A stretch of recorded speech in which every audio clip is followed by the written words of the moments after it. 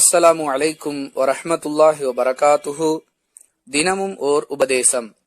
அல்லாஹுவின் தூதரே, கடமையான தொழுகையை நிறைவேற்றி மார்க்கத்தில் விலக்கப்பட்டவற்றை விலக்கப்பட்டவை என்றும் அனுமதிக்கப்பட்டவற்றை அனுமதிக்கப்பட்டவை என்றும் ஏற்று வாழ்ந்தால் நான் சொர்க்கம் செல்வேனா என்று ஒருவர் ரசூலுல்லாஹி ஸல்லல்லாஹு அலைஹி வஸல்லம் அவர்களிடம் கேட்டதற்கு ஆம் என்று கூறினார்கள்.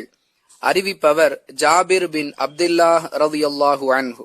நூல் முஸ்லிம், ஹதீஸ் எண் 16. அன்புள்ள சகோதர சகோதரிகளே, ஒரு மனிதன் சொர்க்கம் செல்ல வேண்டுமென்றால் அவனுக்கு தேவைப்படக்கூடிய அடிப்படையான அம்சத்தை இந்த ஹதீஸ் தெளிவுபடுத்துகின்றது. முதலில் நிறைவேற்ற வேண்டியது ஈமானுக்கு அடுத்த நிலையில் உள்ள கடமையான தொழுகை. அதைத் தொடர்ந்து மார்க்கத்தில் அனுமதிக்கப்பட்டவற்றையும் விலக்கப்பட்டவற்றையும் தனித்தனியாக தெரிந்து அவற்றை நடைமுறைப்படுத்துவதன் மூலமாக ஓரடியான் சொர்க்கம் சென்று விட முடியும். இதை நடைமுறைப்படுத்தி பயன்பெறக்கூடிய நன்மக்களாக ஆகுவதற்கு அல்லாஹ் நம் அனைவருக்கும் உதவி செய்வானாக.